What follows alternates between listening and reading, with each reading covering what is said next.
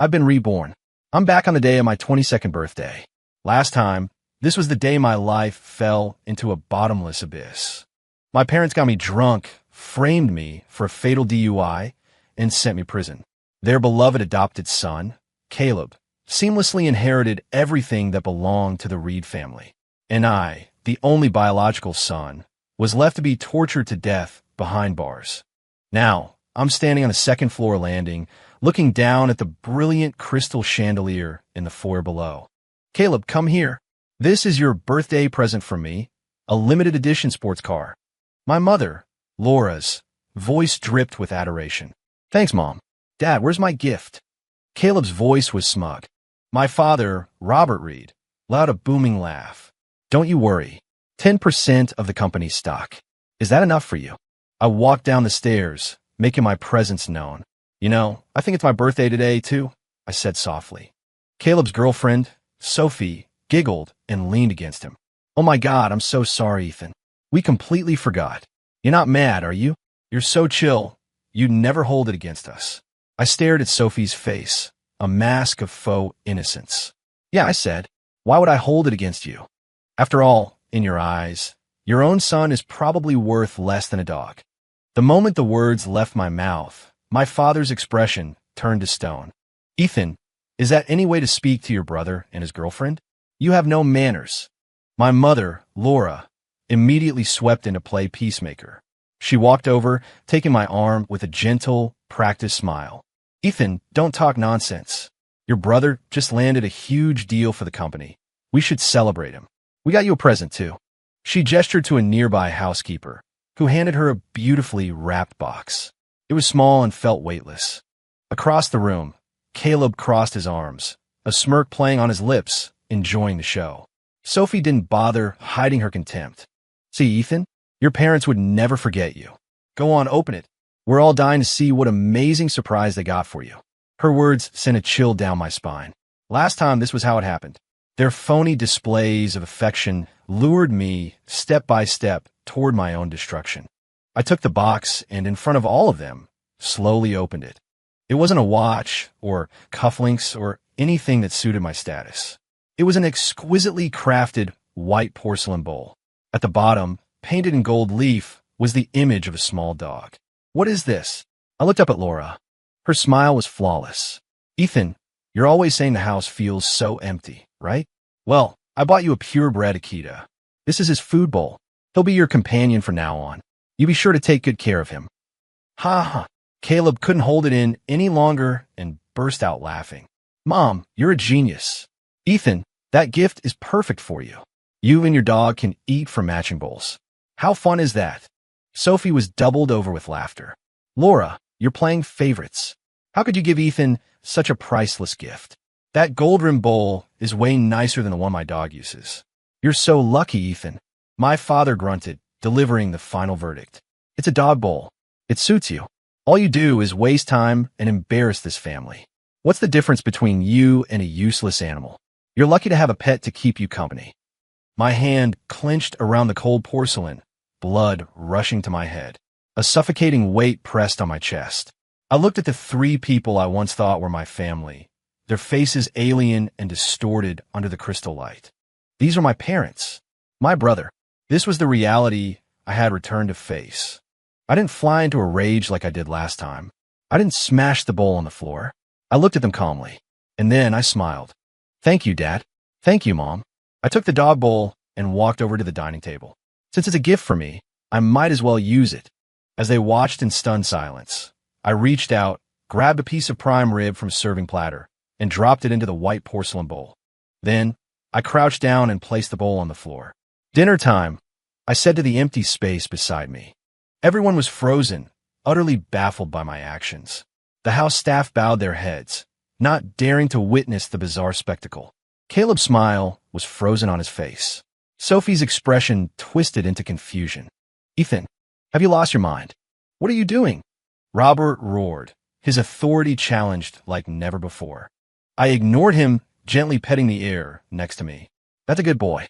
Eat up. We need our strength so we can watch the show. Laura was the first to snap out of it. She rushed to my side, trying to pull me up. Ethan, stop this nonsense. Get up. The floor is cold. The moment her hand touched my shoulder, my whole body went rigid. In my last life, I never noticed it. Her hand had no warmth. It was a coldness that seemed to seep out from her very bones. She must have sensed my stiffness, because she quickly pulled her hand away. "I'm sorry, Ethan. I didn't mean to." "Why is your hand so cold?" I cut her off, slowly looking up to meet her eyes. A flicker of something alien passed through them. Not panic, but a coldness I had never seen before. The chill in her eyes was gone as quickly as it appeared, like a phantom. Laura immediately masked it with a look of maternal concern. "Silly boy, I was probably just standing outside in the yard for too long. Now get up. Don't be angry with your father and me." She reached for me again, but I was already on my feet. I dusted off my pants, my face once again arranged into a carefree smirk. "Just kidding. Don't take it so seriously, Mom, Dad. It's a nice bowl. I'll keep it." I picked up the porcelain bowl, examining it in my hands. Perfect timing, actually. My new little buddy hasn't eaten yet. I'll go feed him now. Without another glance at their contorted faces, I turned and walked toward the backyard. Behind me, I could hear Robert's furious curses and Caleb's gloating. "He's a certified lunatic. Dad, don't be mad. He's just jealous of me. He's a nobody. What's he going to do? Start a revolution?" "Caleb's right, Robert. Ignore him. Let's continue. Here, Sophie, try this." Their voices faded as the smile on my face dissolved. Back in my room, I hurled the dog bowl against the wall, where it shattered into 1,000 pieces. I slid down the door, my chest heaving. Flashes of my time in prison assaulted me. The dark, damp cell, the endless beatings, and Caleb's face during his last visit, twisted with triumph. "Ethan, don't blame Mom and Dad. They were just doing what's best for the family. You're too useless. The company would have gone bankrupt in your hands. Look at it now. Under my leadership, the market cap has tripled. Oh, and by the way, the person you hit with your car, I was the one who killed him. Dad's first instinct was to get you drunk and have you take the fall for me. So now you could just rot in here." Those words still burned. No. This time, I wouldn't let them win. I had to figure it out. Why were they doing this to me? That level of hatred. It wasn't something you felt for your own son. My own son. A crazy thought sparked in my mind. I ran to the bathroom and stared at my reflection in the mirror. My face was a clear echo of Robert Reed's. Ever since I was a child, everyone said I was the spitting image of my father. But what if? What if I wasn't? The idea was chilling, but it gave me a direction. The next morning, under the pretext of needing some air, I drove straight to the most reputable DNA diagnostics lab in the city. I needed samples. Mine, Robert's, and Laura's. My hair was easy enough to get, but Robert and Laura's. When I returned home, I knew their bedroom was usually unlocked. I slipped inside. The room felt strangely cold. On their vanity and pillows, I easily found a few stray hairs. I carefully wrapped them in a tissue and sealed them in a plastic bag. Without a moment's hesitation, I drove back to the lab. "Sir, are you here for a paternity test?" The receptionist asked mechanically. "Yes. Please fill out this form." I picked up the pen. In the client field, I wrote my name, Ethan Reed. In the section for the relationship of the test subjects, I paused, then checked the boxes for parents and child. "I want this rushed. The fastest possible turnaround," I said, sliding a stack of cash across the counter. "Money is no object." The receptionist's eyes lit up. "Of course, sir. We can have the results for you in 24 hours. Those 24 hours were the longest of my life. I couldn't go home. I was afraid that if I saw their faces, I'd lose control. I holed up in a hotel room, chain-smoking one cigarette after another. I considered every possibility. If I wasn't their son, it would explain everything. I was just a pawn, a placeholder to pave the way for Caleb. But then whose son was I? Where were my real parents? And what if I was their son? Then the situation became something far more bizarre and terrifying. Why would they treat their own flesh and blood with such calculated cruelty? The next afternoon, my phone rang. It was the lab. "Mr. Reed, your test results are ready for pickup." My heart leaped into my throat. I drove to the lab faster than I ever had before. When the receptionist handed me the thin manila envelope, my hands were shaking. I tore it open and pulled out the papers. I flipped straight to the conclusion. The printed lines made my heart sink with every word. Based on the DNA analysis, Robert Reed is supported as the biological father of Ethan Reed, and Laura Reed is supported as the biological mother of Ethan Reed, with a probability of parentage greater than 99%. I was their biological son. The result didn't solve a single mystery. It only dragged me deeper into the fog. It made no sense. Why? For God's sake, why? I stumbled out of the lab, my mind a complete blank. The sun was blinding, but I felt a deep chill run through me. Just as I was about to get in my car, a familiar Bentley pulled up to the curb. The door opened, and Caleb and Sophie got out. They didn't seem to see me. And then a thought, more absurd, yet terrifyingly close to a possible truth, slammed into me. What if Caleb was their son, too? An illegitimate child they couldn't acknowledge? The thought sent a jolt through me. If Caleb was the biological son of one of them, a secret love child for whom they felt years of guilt, it might explain their obsessive, almost pathological favoritism. And I, the legitimate heir, would be nothing more than an obstacle in their eyes. My heart hammered against my ribs. I hoped it wasn't true, but at the same time, I needed it to be. It was the only way their behavior could be explained by anything resembling human logic. Now, I just needed Caleb's DNA. I started the car. My chance came sooner than I expected. It was another party, another stage built to showcase Caleb, where I was destined to be the forgotten backdrop. Caleb, dressed in a custom-tailored suit, moved through the crowd with an air of effortless confidence. Sophie looked radiant, clinging to his arm and soaking up the praise. Caleb is such a remarkable young man. Robert, you're a lucky man to have such a brilliant son. And you must be Sophie. You and Caleb make the perfect couple. Absolutely stunning. Sophie's smile was sweet and polished. Thank you all so much. Caleb works so hard. Not like some people who only know how to embarrass their family. As she spoke, her eyes flickered in my direction. Heads turned to follow her gaze, and I felt the weight of their disdain. I didn't care. Holding a glass of champagne, I simply waited for the right moment. I noticed Caleb's suit jacket draped over the back of a sofa. I needed an opening, a way to get close to him that looked natural. I walked toward him, a polite smile on my face. Caleb, congratulations. He was clearly surprised that I'd approached him. He hesitated, then forced a smirk. Thanks, Ethan. Sophie immediately stepped between us, her body language defensive. What do you want, Ethan? Caleb is busy right now. Her tone was soft, but laced with hostility, as if she expected me to attack him. What could I want? Just came to toast the future CEO of Reed Enterprises. I raised my glass, then feigned a stumble, accidentally sloshing the champagne all over the front of his designer suit. Oh man, I'm so sorry. I feigned panic, pulling my pocket square from my jacket and clumsily dabbing at the stain on his chest. Ethan, what the hell? Was that on purpose? Caleb's face darkened with rage. Oh, Caleb, I'm sure he didn't mean to, Sophie said, even as she pushed my hand away and anxiously inspected the damage. Are you okay? This is a limited edition, and it's soaked. Her words defended me, but her actions condemned me. The surrounding guests shot me disapproving looks. I really didn't mean to, I said, my voice full of false regret. I just wanted to offer a toast. In the midst of the chaos, my fingertips had already plucked a few strands of hair from his jacket collar. Mission accomplished. I stuffed the pocket square, along with the crucial hair samples, back into my pocket. Well, since it's wet, you should probably go change. Don't want you catching a cold, I said with mock concern. Caleb shot me a dirty look before turning and heading upstairs, with Sophie fussing over him. I watched them go, then melted back into the crowd and slipped out of the party. The next day, I paid for the same rush service and submitted Caleb's hair along with the samples from my parents I'd kept to the lab. The wait was even more agonizing this time. This had to be the last logical explanation.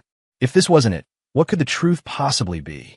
24 hours later, I was holding that familiar manila envelope again. My hand was shaking even more violently. I was too scared to look at the conclusion. I started from the beginning, scrutinizing every chart, every data point. Finally, my eyes landed on the decisive final lines. Based on the DNA analysis, Robert Reed is excluded as the biological father of Caleb. Based on the DNA analysis, Laura Reed is excluded as the biological mother of Caleb. The envelope slipped from my grasp and fluttered to the floor. Caleb wasn't their son either. I am their biological son. Caleb is an adopted son with no blood relation to them at all. And yet, for this complete stranger, they were willing to frame their own flesh and blood and send me to my death. Why? Had the world gone insane? Or was I? I stood there, the room spinning around me. All logic, all reason, shattered in an instant. I felt like I was drowning, with nothing to hold on to. Could it be that Caleb was controlling them somehow, manipulating them, or like something out of a novel? Had he drugged them, bent them to his will?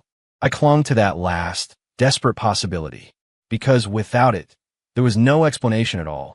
I had to find the truth, no matter how horrifying it turned out to be. I moved through the house like a ghost. I stopped confronting them, stopped picking fights. I just watched. I watched what they ate for breakfast, lunch, and dinner. I watched their routines, listened to their conversations. Soon, I noticed more and more strange things. My father, Robert Reed, used to despise spicy food. A single chili flake on his plate would send him into a rage. Now, he doused nearly every meal in hot sauce and could eat a whole habanero pepper without flinching. My mother, Laura, had a mild alcohol allergy and had been a teetotaler her entire life. But I personally saw her in the study one night, drinking half a bottle of high-proof whiskey, her eyes perfectly clear without a hint of intoxication. But the most chilling thing was the smell. A strange scent that permeated the entire villa, a mixture of dried herbs and old, musty wood.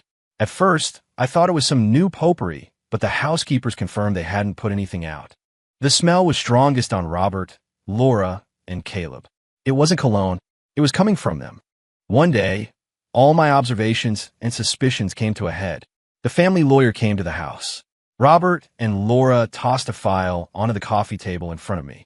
"Sign it," Robert said, his voice devoid of any emotion. I looked down. It was a stock transfer agreement. They were transferring 30% of their shares in Reed Enterprises to Caleb for free. Added to the 10% they'd already given him, Caleb would now own 40% of the company, making him the largest single shareholder. And I, the rightful heir, still had zero. The script for my past life was playing out exactly as before. "What?" I asked. "What?" Laura laughed, a mocking, ugly sound. "Ethan, do you really think you're capable of running this company? What do you do besides party and spend money? If we handed it to you, it would be bankrupt within 3 years."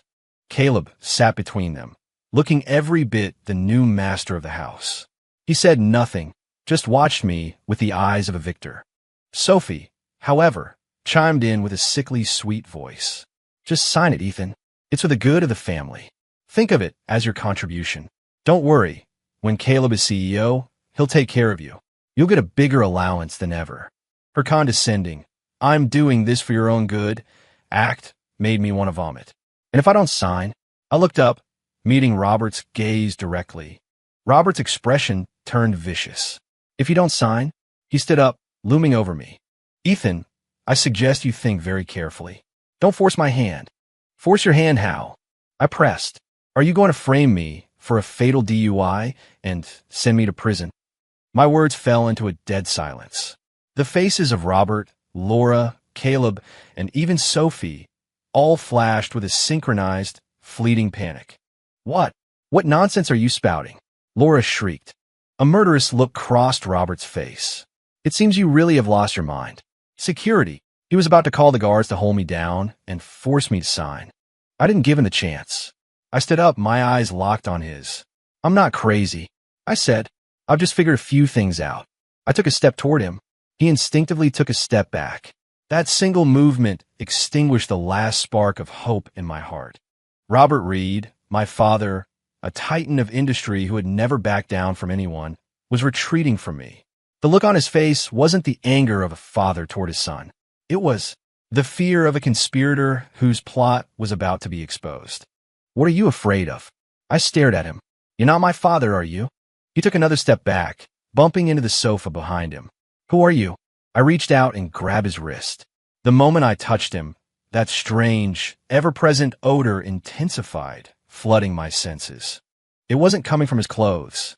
It was seeping from his skin, from his body itself. It wasn't the smell of herbs or wood. It was the smell of earth that had been buried for 1,000 years, a stench of decay and shadow. The smell of an ancient tomb. A thought, so insane it broke through the chaos in my mind, offered the only possible explanation. I jerked my head up, no longer looking at his face, but staring deep into his eyes. He wasn't being manipulated. He wasn't being drugged. He simply wasn't my father. This body was occupied by another soul. My blood ran cold. I released his wrist and stumbled backward. I looked from Robert to Laura and finally to Caleb. I looked at their three familiar, yet utterly alien, faces. I understood. I understood everything. They were my family. They were family. The conclusion was staggering, but I knew it was the truth. Possession. Body snatchers. The words sounded like something out of a cheap horror movie, but they were the only rational explanation for the irrational. I didn't look at them again. I turned and sprinted out of the villa. Behind me, I heard Robert's enraged roar. "Stop him! Don't let him get away!" But I was already gone. I drove aimlessly, tearing through the streets until the car ran out of gas and sputtered to a stop on the shoulder. I collapsed onto the steering wheel, my body racked with tremors. Not from fear, but from a rage so profound it felt like it would tear me apart. My real parents. Their souls had been pushed out by these things. Where are they now? Were they even still out there somewhere? In my last life, I died believing they hated me. I slammed my fist against the steering wheel. Calm down. Ethan, you have to calm down. This isn't the time for a breakdown. You know the truth now. You have to find solution. This was something supernatural. The police, the law, they were useless here. I needed help. A memory surfaced.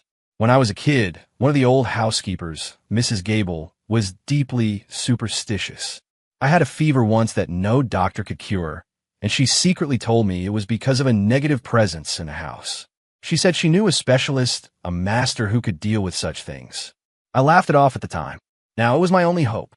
Mrs. Gable had retired to her hometown years ago, but I still had her number.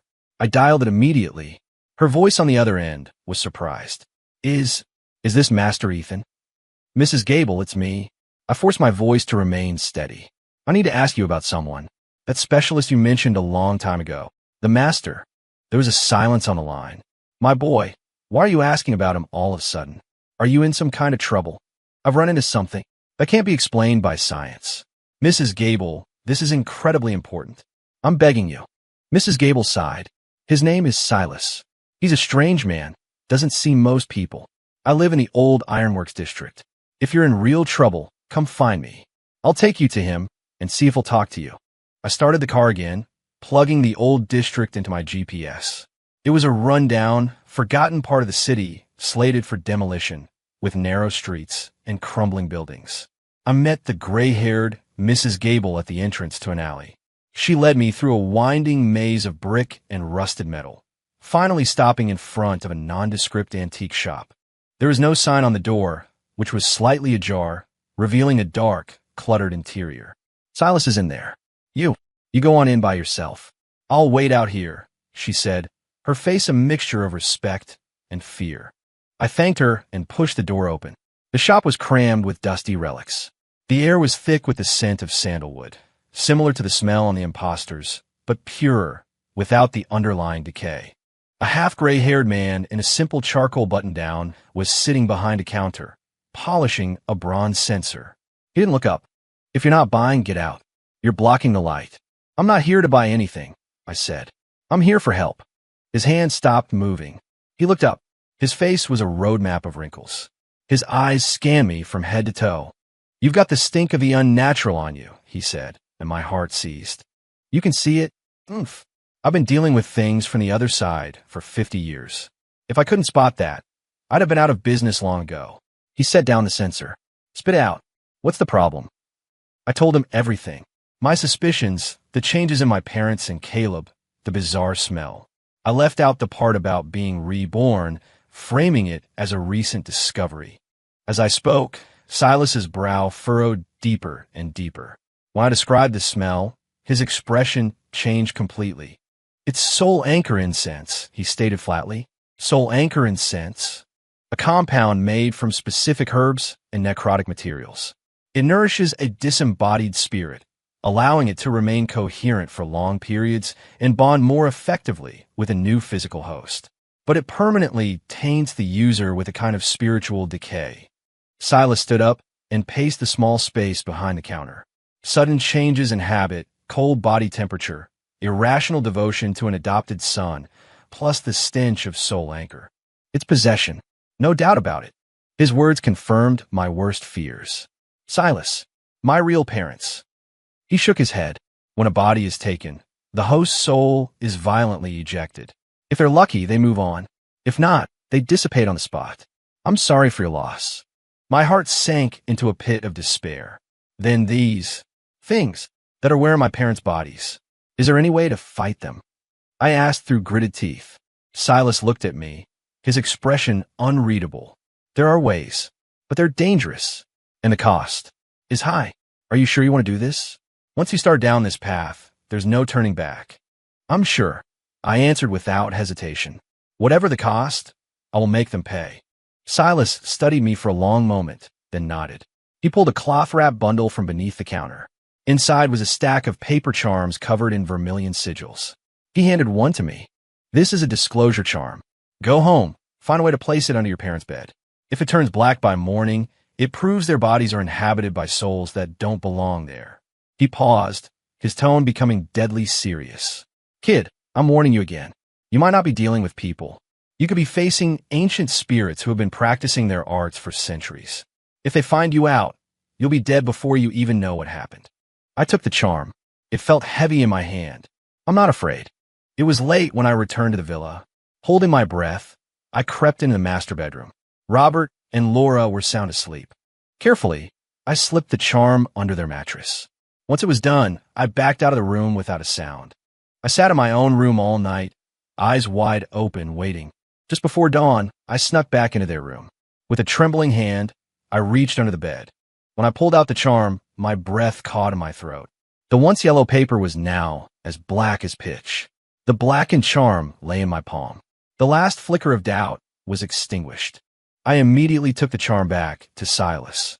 The moment he saw it, his expression became grim, just as I thought, and it's completely black. That means these spirits are incredibly powerful, definitely not benevolent.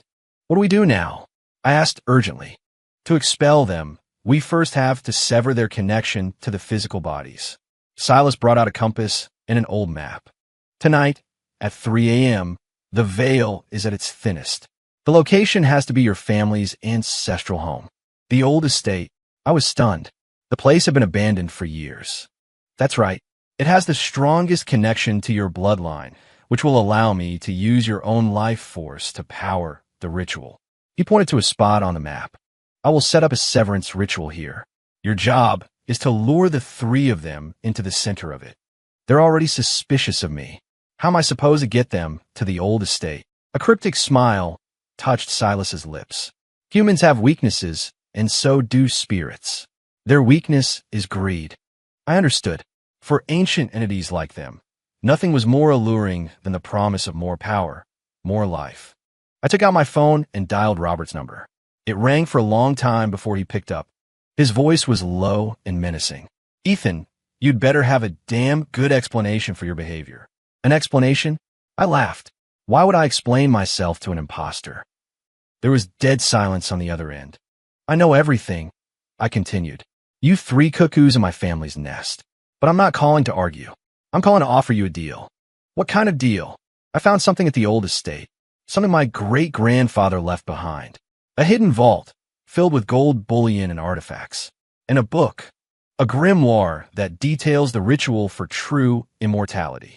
I could hear his breathing quicken on the other end. What do you want? It's simple. You give my parents their bodies back and get the hell out of our lives. You can have everything in the vault as a severance package. How do we know we can trust you? Trust me. Don't trust me. It's your choice. I'll be at the estate tonight at 3 a.m. The offer expires then. I hung up before he could reply. That night, Silas and I arrived at the derelict, overgrown Reed estate. Following the cardinal directions, Silas laid out a complex array of symbols in the center of the main courtyard. The minutes ticked by. A cold wind whipped through the decaying manor, chilling me to the bone. Just before 3, Three dark figures appeared at the gates.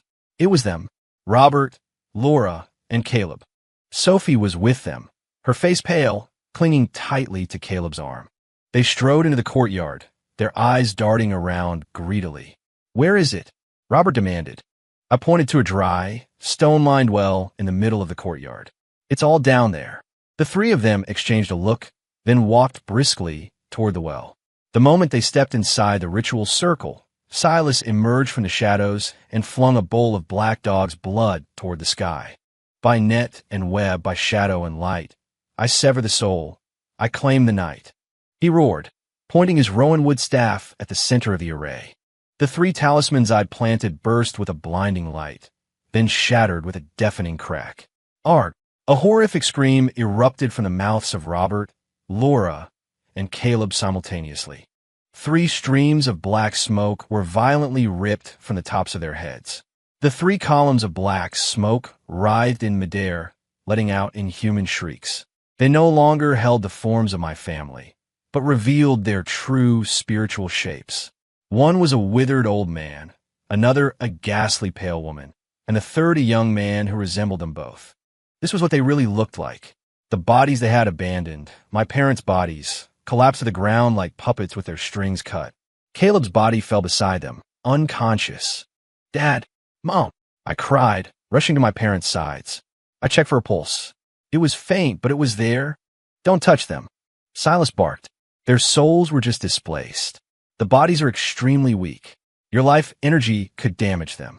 I pulled my hand back, my eyes burning as I looked at their pale faces. Across the courtyard, Sophie had collapsed, her face as white as a sheet.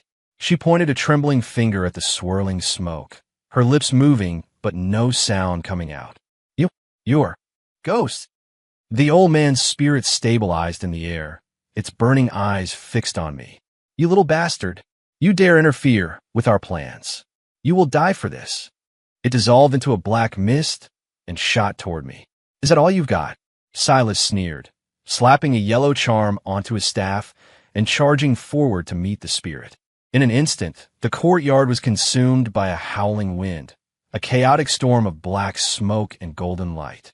The spirits of the woman and the young man joined the fray, surrounding Silas. I didn't know anything about magic, but I could see that Silas, fighting one against three, was being pushed back. Sweat beaded on his forehead, and his movements were becoming slower. "Kid, your blood!" Silas yelled at me. Without a second of hesitation, I grabbed a sharp piece of shattered porcelain from the ground and sliced my palm open. Blood welled up immediately. "Now what?" "Put on the family crypt." I sprinted toward the small, ivy-covered mausoleum at the edge of the property.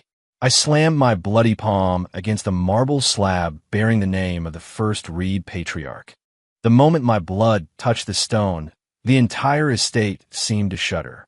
A powerful wave of energy erupted from the crypt, blanketing the grounds in an instant.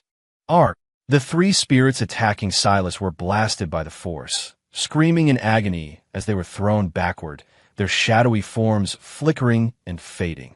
"Now's my chance," Silas yelled, his energy renewed. He bit his own thumb and drew a complex sigil in the air with his blood. Containment. The sigil flared with golden light, expanding into a massive net that fell over the three weakened spirits, trapping them completely. They thrashed wildly within the net, but couldn't break free. "No, let me go," the old man shrieked. "Mercy, sorcerer. We'll never do it again," the woman pleaded. Silas was unmoved. He produced a black, gourd-shaped bottle, uncorked it, and began a chant. A powerful suction force pulled from the mouth of the bottle, and the three spirits were helplessly drawn inside. Silas quickly capped the bottle and slapped a sealing charm over the top. The courtyard fell silent. The wind died down, and the black mist was gone. All that remained were the three bodies on the ground and Sophie, huddled in a corner, on the verge of passing out from terror. I let out a long, shuddering breath, feeling as if all the strength had been drained from my body. "Is it over?" I asked. "It's over," Silas said, wiping sweat from his brow. "These three are sealed in my soul trap. In 49 days, they will dissolve into nothing." I looked at my parents on the ground, my heart a tangled mess of emotions. Silas, my parents. The bodies are fine. As for their souls, I'm afraid they've likely already passed on. These bodies, they're just empty shells now. My heart plummeted. I had expected it, but hearing the words spoken aloud was a different kind of pain. I lifted their heavy, unresponsive bodies. Only then did I turn my attention to Sophie. She had seen everything. She couldn't be allowed to talk. A cold, murderous intent flickered within me, and I started walking toward her. She sensed my purpose and began to scramble backward in terror. No, don't kill me. I won't say anything. I swear. Tears streamed down her face, a pathetic, blubbering mess. I didn't know anything. I just thought they didn't like you. I didn't know they were ghosts. Please, let me go. Ethan, please. I stood over her, looking down. Killing her would be easy, but letting her die would be letting her off too lightly. An idea began to form in my mind. I knelt, grabbing her chin and forcing her to look at me. Do you want to live? She nodded frantically. You can live, I said with a slow, chilling smile. From now on, you're going to be my dog. I let her go and walked over to a pile of debris, picking up a rusty iron chain. It scraped against the stone as I dragged it back toward her. I held the end of the chain out in front of her face. Put on. Sophie stared at the chain in my hand, covered in rust and grime. All the color drained from her face, and her body began to shake uncontrollably. No. Ethan, please. She begged, tears and snot streaking her face. I was wrong. I was so wrong. I shouldn't have helped them bully you. I'll do anything you want, just not this. It seems you still don't understand. I pulled the chain back and walked over to Silas. Silas, can the things in this soul trap be released? He glanced at me, seeming to understand my intent. They can, but once released, their spiritual forms will be so weak that a strong gust of wind could dissipate them. That's good enough. I took the black bottle from him and walked back to Sophie. I peeled off the sealing charm and pulled out the cork. 3 nearly transparent wisps of smoke drifted out, trembling on the ground, unable to even hold a cohesive form. No, please, the old man's spirit whimpered. Just let us fade away. We beg you. They were now weaker than the most harmless ghost, and any exposure to the living world was agonizing. I ignored them, my eyes fixed on Sophie. I'm going to count to 3. 1. Sophie looked from the 3 writhing spirits on the ground to the iron chain in my hand. Her sanity finally snapped. I'll wear it. I'll wear it, she shrieked. She snatched the chain from me and, with trembling hands, fastened the cold iron collar around her own neck. The lock clicked shut. She was my dog. I nodded in satisfaction and recaptured the 3 spirits in the bottle. Silas watched the scene unfold, shook his head slightly, but said nothing. Silas, I asked, is there a way to imprison them forever, instead of letting them just fade away? There is, he said. Find 3 living vessels, and I can bind their souls to them. They will never move on, forced to suffer the torment of a lesser existence for eternity. Any living thing, canines are best. Dogs have a unique spiritual sensitivity. It will preserve their human consciousness to the greatest extent, so they will always be fully aware of what they have become. Dogs. The image of the gold-rimmed, white porcelain dog bowl flashed in my mind. It was a perfect, beautiful irony. I wrote Silas a check with a number on it that he couldn't refuse. The next day, he returned with 3 scrawny, filthy stray dogs he'd caught on the streets. We went back to the Reed Villa. I had Sophie, acting on Caleb's authority, dismiss the entire household staff. Then, in the empty living room, Silas set up his ritual once more. He placed the 3 dogs in a large cage, then released the 3 weakened spirits. No. With a final, agonizing scream, the 3 souls were forcibly driven into the bodies of the 3 dogs. The dogs in the cage convulsed, foamed at the mouth, and then fell silent. A few seconds later, their eyes opened. They looked at their own paws, at their matted fur, and began to whine in terror and confusion. The whine sounded like weeping. I walked to the cage and crouched down. I looked at the oldest mutt, the one now inhabited by the old man's soul. It flinched, staring at me in horror, a guttural noise caught in its throat, half curse, half plea. I then looked at the female dog that held the soul of the woman. See? I found you a new home. Do you like it? Finally, my gaze fell on the youngest dog, the one now possessed by Caleb's soul. "Caleb," I said, "from now on, you are my dog." I opened the cage and placed the gold-rimmed porcelain bowl in front of them. Inside was a mix of leftovers from my own dinner. "Dinner time," I said. The three dogs, three human souls trapped in canine flesh, stared at the bowl with utter humiliation. Not one of them moved. Not hungry. I picked up a whip I had prepared. I brought it down with a sharp crack across the back of the dog that was Caleb. The puppy yelped and tumbled across the floor. I kicked the porcelain bowl over, spilling the food across the pristine tile. "Eat." I pointed at the mess with the whip, my voice like ice. Caleb hesitated. The whip cracked again. This time he broke. Whimpering, he crawled forward and began to lick the filthy food from the floor. Once the first one gave in, the others followed. Soon, the old man and his wife were also on the ground, fighting over the scraps mixed with dust and grime. Sophie stood to the side, the chain still hanging from her neck. She covered her mouth, shaking so badly she could barely stand, too terrified to make a sound. Watching them, a small piece of the crushing weight on my chest finally lifted. But it wasn't enough. It was nowhere near enough. I walked over to Sophie. "Go wash them. My dogs can't be this dirty." Sophie looked from the three pathetic creatures to me, her eyes wide with terror, but she didn't dare refuse. She shakily unfastened her own collar and, taking their leashes, led the three broken dogs toward the bathroom. Soon, the sounds of panicked barking and Sophie's muffled sobs echoed from the room. I sat down on the sofa and lit a cigarette. The next day, Reed Enterprises issued a statement that sent shockwaves through the city. The adopted son, Caleb Reed, had vanished under mysterious circumstances and was now considered missing. As the sole remaining legal heir, I, Ethan Reed, was officially taking over as CEO of the corporation. The news caused an uproar in the business community. Everyone expressed their doubts about the notorious playboy suddenly taking the helm. I silenced them quickly. I ruthlessly fired every executive loyal to Caleb and personally salvaged several major projects that were on the verge of collapse. As for Sophie, she became my perfectly obedient executive assistant. She did whatever I told her to do.